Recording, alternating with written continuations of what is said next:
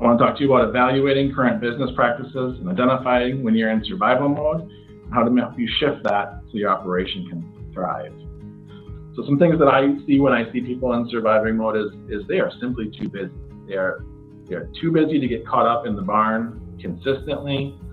They're constantly running a little bit behind because something always happens, or the checkbook even. Okay, well, we'll just float that bill until the next smoke check comes in, or until the next load of hogs goes, and then we can make that payment. And 5 days late turns into 15, turns into 60, and now pretty soon you're trying to figure out, okay, well, they need a little bit of money and they need a little bit of money, but I can't pay anybody in full.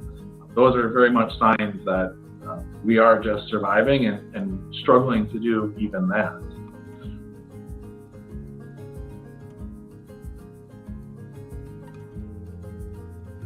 Another thing that I hear people say is, well, we'll just try again next year, or next year will be different. Why? Why is it going to be different? I want it to be different. I hope it's different for your sake, for our sake, for the whole economy's sake. But what are you going to do that's different, that's going to lead to a different result? You don't have a lot of control on many things in your farm. Input prices, sale prices, what breaks, how much things cost to replace.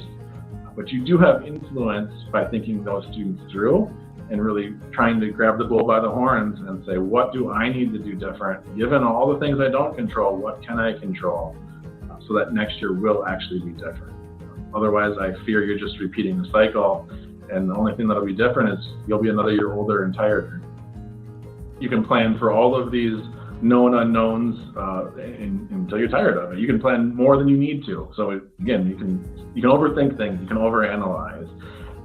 But yeah, you're going to shift at some point to survival mode. You're going to shift to, okay, it happened. What we thought we knew would happen, we didn't know when, it happened. What do we do?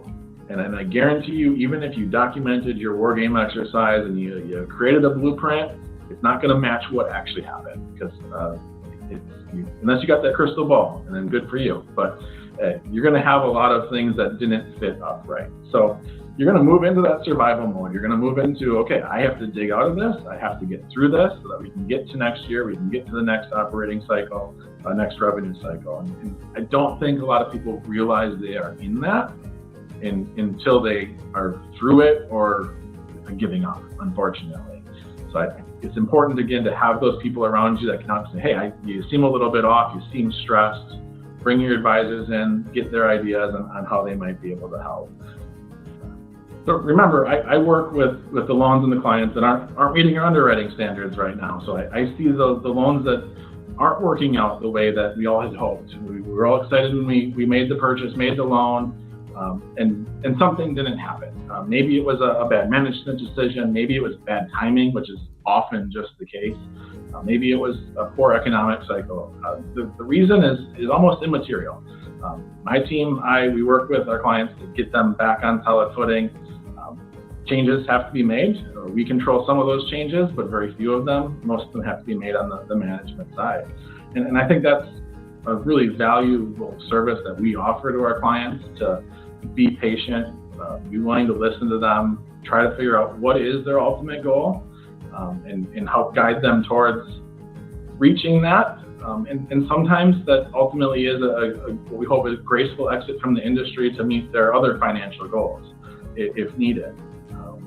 But I think having conversations with your lender up front, in the middle, at the end, through all the stages is important, and challenging them of, hey, we're going to do this. What's your plan for me if this doesn't work out? What options do you have if I get into a tight pinch?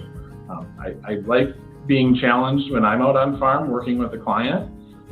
Again, we don't always have to see eye to eye, but if we're having a productive conversation, they're getting me thinking, I'm getting them thinking, I think we both win in that situation.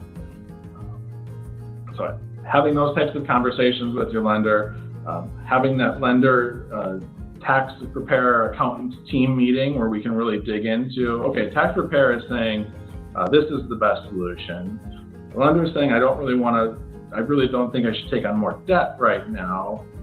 Is there a happy medium? Very rarely in life is it all or nothing.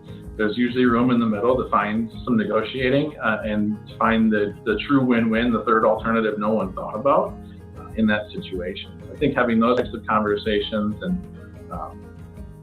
getting bigger isn't always better. Sometimes you got to get better at what you're doing before you add on.